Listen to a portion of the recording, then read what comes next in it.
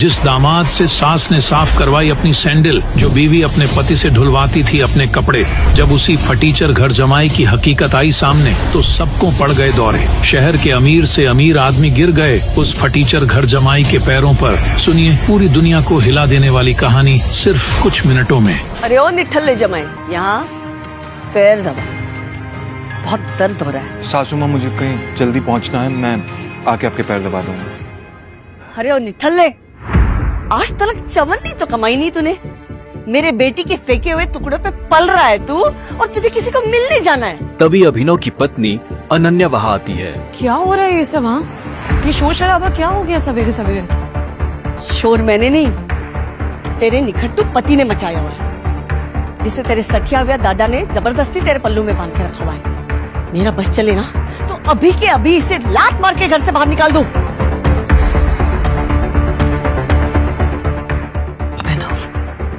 तुम्हें जहाँ जाना है चले जाना, प्लीज पहले मम्मी का काम करके जाओ। नहीं अनन्या, मैं अभी नहीं रुक सकता हूँ, मुझे अभी जाना होगा। I'm sorry।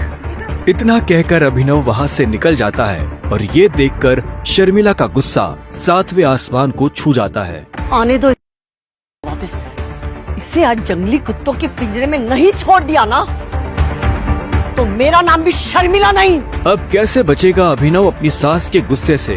क्या अभिनव की आज शामत आने वाली है? क्या होगा आगे?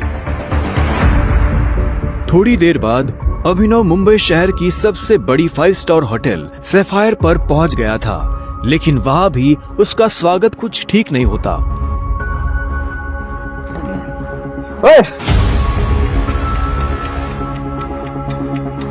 ओ गरीब, जेब में चवन्नी नहीं है, इस होटल में क्या खाना खाने आया है? अबे यहाँ का पानी खरीदने में भी ना तेरा घर चला जाएगा, समझा? चल निकल यहाँ से। अभिनव के चप्पल घिसे हुए और शर्ट फटी हुई थी।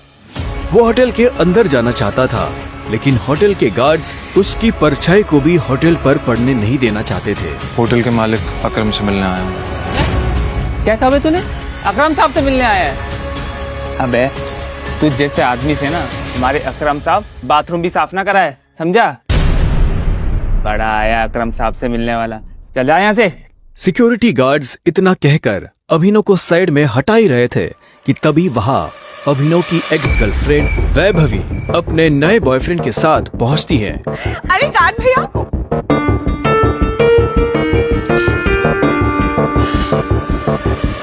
इन गरीबों को ऐसे नहीं भगाते भैया, बेचारे ने कितने दिन से कुछ नहीं खाया होगा। वैसे भी होटल में खाना तो बचता ही है, जिसे हम फेंक देते हैं, वो इसे खिला देंगे। बेचारा बहुत दिनों से भूखा लग रहा है। अभी कुछ दिन पहले ही वैभवी अभिनव के साथ जीने मरने की कस्में खाया करती थी, और आज वो उसके ही सामने किसी भिखारी की तरह बर्ताव कर रही थी। मुझे तो विश्वास ही नहीं होता देव, ये निठल्ला तुम्हारा बॉयफ्रेंड था। देवेन की इस बात को सुनकर अभिनव के गुस्से का ठिकाना नहीं था, लेकिन इससे पहले कि वो कुछ कहता, वहाँ एक आलीशान कार आकर रुकती है। अकरम सर आ गए। उस कार के रुकते ही गेट पर खड़े सभी गार्ड्स उस गाड़ी की तरफ दौड़ते हैं। तभी उस कार से उस होटल के मालिक अकरम निकलते हैं। कार की नीचे उतरते ही अकरम की नजर उस भीड़ पर पड़ती है जिसने अभिनव को घेर रखा था। उस भीड़ को देखकर अकरम अपने गार्ड से पूछता है, होटल की लॉबी में इतनी भीड़ क्यों है? पता नहीं सर, कोई भिखारी है, बोल रहा है कि उसे आपने बुलाया। मैंने तुम्हें कितनी बार कहा है कि मुझे मेरे होटल में ऐसे लोग नहीं चाहिए। उठाकर फेंको उसे बाहर।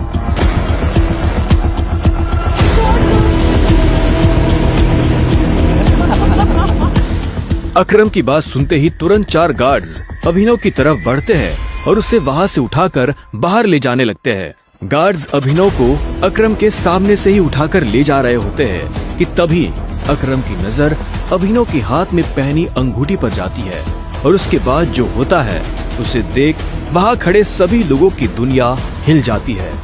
छोड़ो इसे। सर, अभिनव के हाथ में उस अंगूठी को देखते ही अकरम उन गार्ड्स को रोकता है।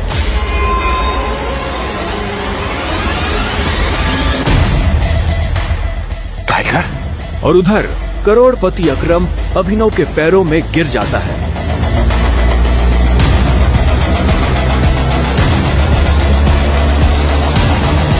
मैंने तुम्हें पहचाना नहीं, मुझे माफ कर दो टाइगर। आखिर क्यों शहर का सबसे बड़ा बिजनेसमैन गिर गया अभिनव के पैरों में?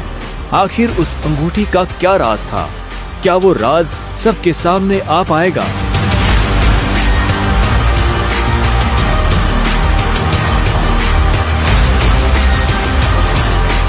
अकरम के साथ हुई इस मुलाकात के बारे में अभिनव ने किसी से कुछ नहीं कहा।